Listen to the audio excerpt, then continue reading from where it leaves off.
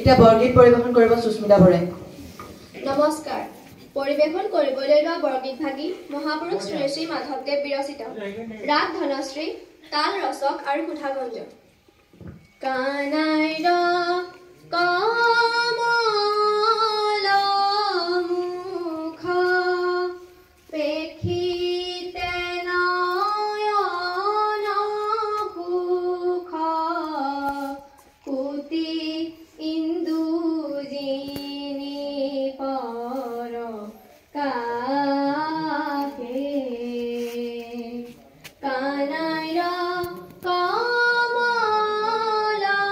মুখ পেখিতে নয়ন সুখ কুতি ইন্দুজিনী পৰ কাহে শ্যামল সুন্দৰ বৰ নবনীল জলধৰ শ্যামল সুন্দৰ বৰ নবনীল জলধৰ তনু ভাল সুহে পিতবাসে কুতি ইন্দুজিনী পৰ কাহে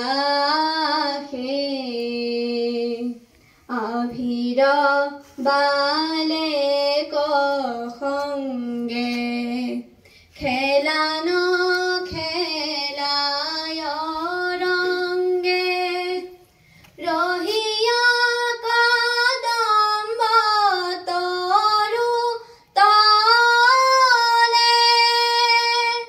হাঁহি হাঁহি বংশী বাই বংকী মনয়নে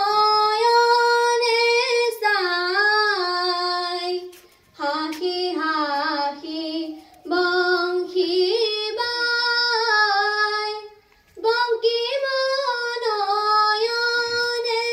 চাই কদম্বেৰ মালা লুলে গলে কুতি ইন্দুজিনী পৰ কাহে কানাইৰ কমল মুখ পেখিতে নয়ন সুখ কুতি ইন্দুজিনী পৰ কাহে। ধন্যবাদ। সুন্দৰভাৱে বৰগীত পৰিৱেশন কৰি প্ৰাতঃসভা পবিত্ৰ কৰাৰ বাবে সুস্মিতা বৰালৈ আমি আন্তৰিক ধন্যবাদ জ্ঞাপন কৰিছোঁ। ইয়াৰ পিছত আজিৰ দিনটোৰ তাৎপৰ্য পাব ৰিম্পী বৰাই। নমস্কাৰ। আজি 2024 চনৰ 3 জানুৱাৰী বুধবাৰ। আজিৰ দিনটোৰ তাৎপৰ্য হৈছে 1831 চনৰ আজিৰ তাৰিখতে ভাৰতীয় সমাজ সংস্কাৰক সাবিত্ৰীবাই ফুলেৰ জন্ম হৈছিল। 1927 চনৰ আজিৰ তাৰিখতে অসমৰ প্ৰাক্তন ৰাজ্যপাল জানকী বল্লভ পাটনায়কৰ জন্ম হৈছিল। 2003 চনৰ আজিৰ তাৰিখতে ভাৰতীয় গণিতজ্ঞ সতীশ ধৱনৰ মৃত্যু হৈছিল। আজি জাপানৰ তামাচেচেৰি উৎসৱ। আজিৰ দিনটোৰ তাৎপৰ্য ইমানেই। ধন্যবাদ। ৰিম্পী বৰালৈ আন্তৰিক ধন্যবাদ জ্ঞাপন কৰিছোঁ। ইয়াৰ পিছত বৃক্ষৰোপণৰ ওপৰত বক্তৃতা আগবঢ়াব আকাংক্ষা দাই। নমস্কাৰ। সৌন্দৰ্যে ফুলাৰ মন্ত্ৰ অহোৰাত্ৰি মাতে, সেয়েহে আজি ইমান ফুল প্ৰভাতে প্ৰভাতে। প্ৰকৃতিৰ ৰূপ মাধুৰ্যই মানুহৰ সৌন্দৰ্য পিপাসু মনক অহোৰাত্ৰি আহ্বান জনাই সুন্দৰৰ সৌন্দৰ্য ৰাজ্যলৈ। প্ৰতি ঋতুৰ আগমনে নৱ নৱ সৌন্দৰ্যৰ ৰূপ মাধুৰী ধাৰাৰ প্ৰকৃতিৰ বুকুত ফুলাই তুলি অসমীক নৱ নৱ কাচোনেৰে কাচি বিনন্দিয়া কৰি তোলে। সেই বিনন্দিয়া ৰূপৰ চমকেৰে প্ৰকৃতিয়ে আনে ধাৰাৰ সেউজী বুকুলৈ ফুলৰ মেলা, সৌন্দৰ্যৰ মনোৰম মেলা। গ্ৰীষ্মৰ আগমনৰ লগে লগে প্ৰকৃতিৰ সমগ্ৰ বুকুৱে সেউজীয়া ৰূপ ধাৰণ কৰে। বৰষাৰ লগে লগে সম্পূৰ্ণ সেউজীয়া হৈ উঠি গোটেই দেশখনকে মনোৰম সেউজীয়া ৰূপেৰে সজাই বিতোপন কৰি তোলে।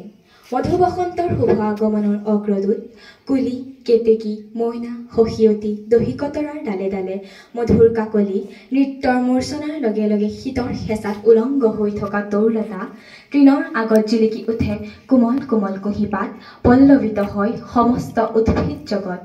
আমে মলিয়াই, কঁঠালে মুচি পেলায়, পলাশ, পাৰলি, অশোক, নাগেশ্বৰ, চম্পা, কৃষ্ণচূড়া আদি বিভিন্ন কুসুমৰাজি মঞ্জৰিত হৈ প্ৰকৃতিৰ বুকু ফুলেৰে উপচাই জাতিষ্কাৰ কৰি তোলে।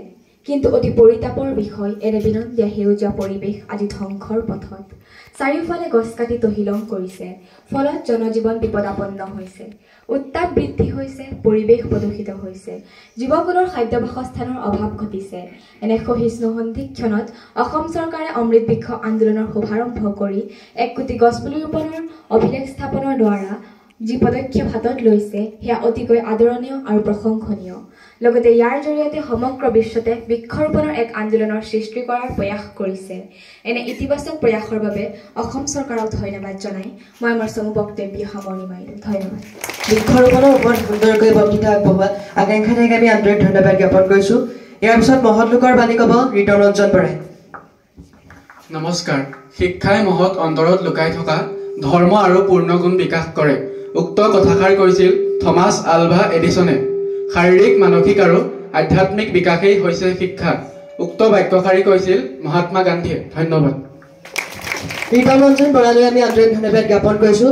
ইয়াৰ পিছত সংকল্প গ্ৰহণ কৰিব মৌচুমী বৰা আৰু চিন্ময় বৰাই।